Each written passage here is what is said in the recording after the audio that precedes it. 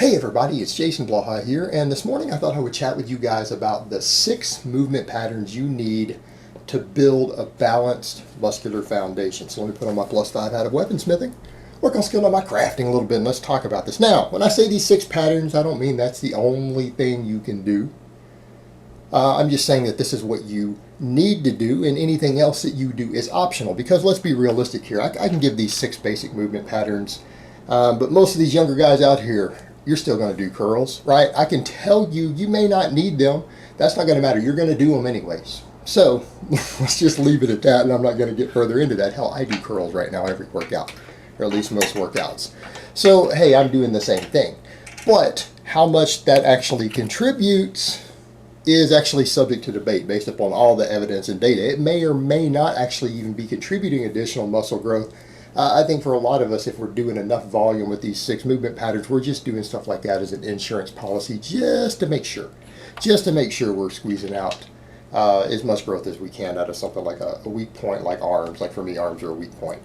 So I get that. But onto these 6 patterns, and you know what? I've said this before. I've been saying this for a couple years. We've seen guys like the Swolefessor say this exact same thing last year.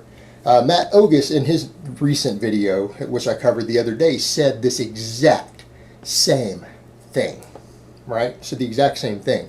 So this is a lot of people who know what we're talking about with many, many years around the iron game who are saying that this is kind of the key to what you need to build a balanced musculature for your foundation.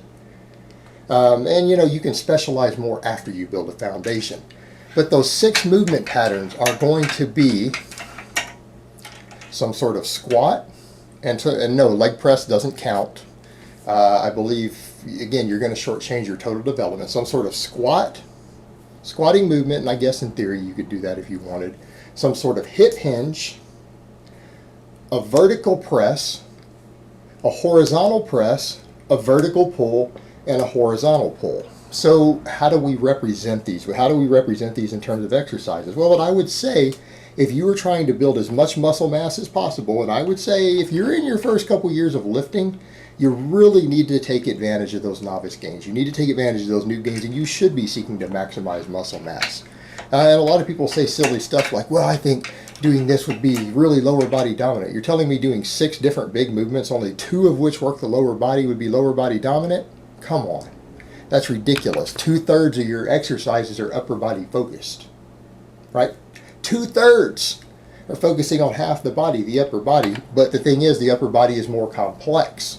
Therefore, there's more potential movement patterns involved. We have more joints and different movement available in the upper body. It's just a more complex musculature, so therefore it does actually need a little bit more stuff to be balanced, right?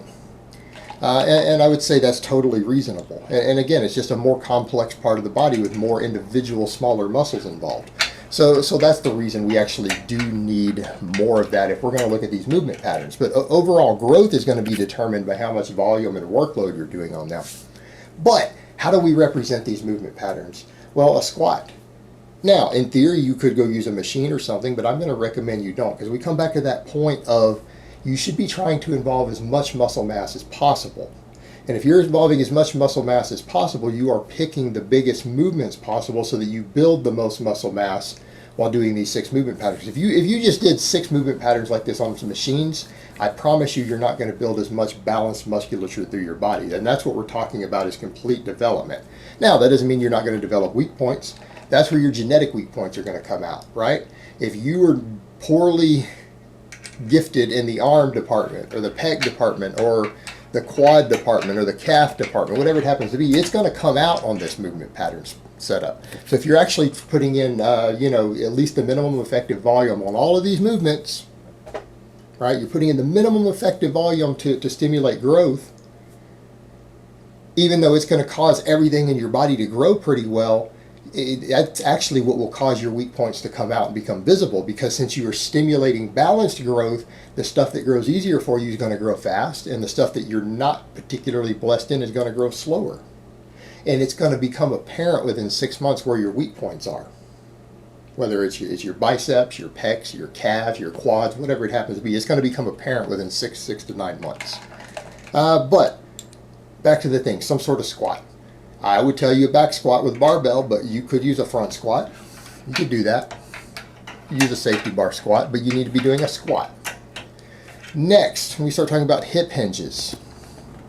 A deadlift. Deadlift of some type. Now, could you do a power clean instead? Absolutely.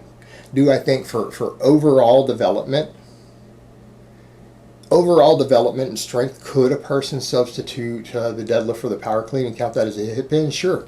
Could they do some different variation of the deadlift? Sure. I'm a big fan of deficit deadlifts for general hypertrophy.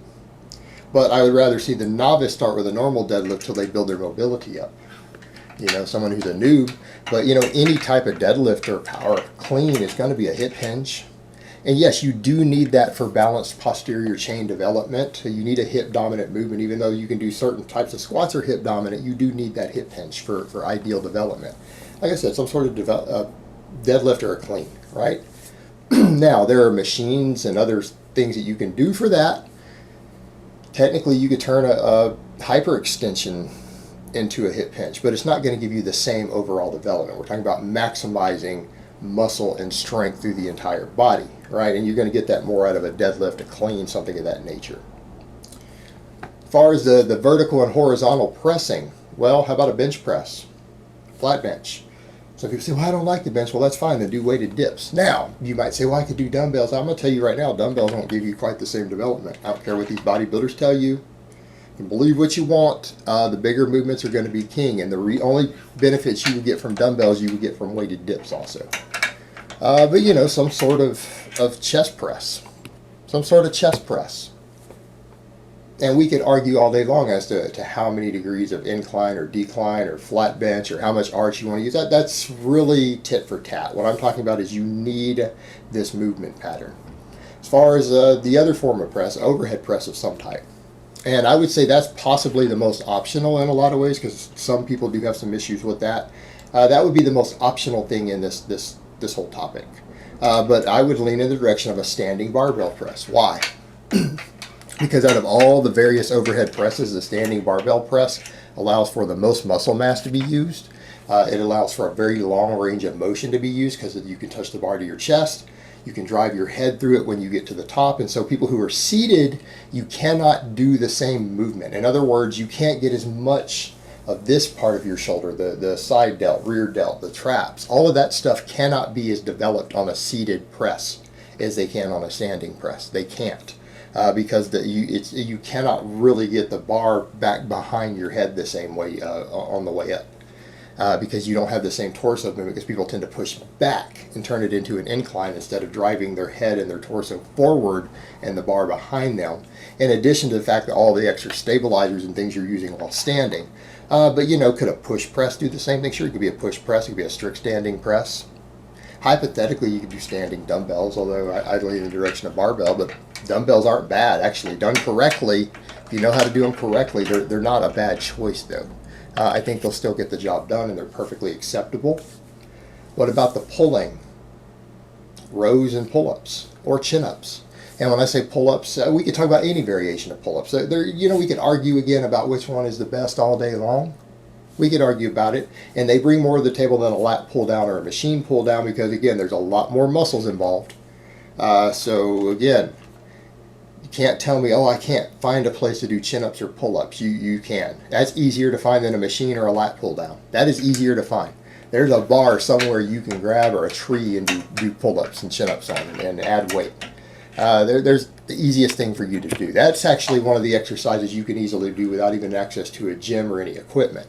So that's the excuse of not having access is ridiculous. It's because people are lazy. That's what it comes down to.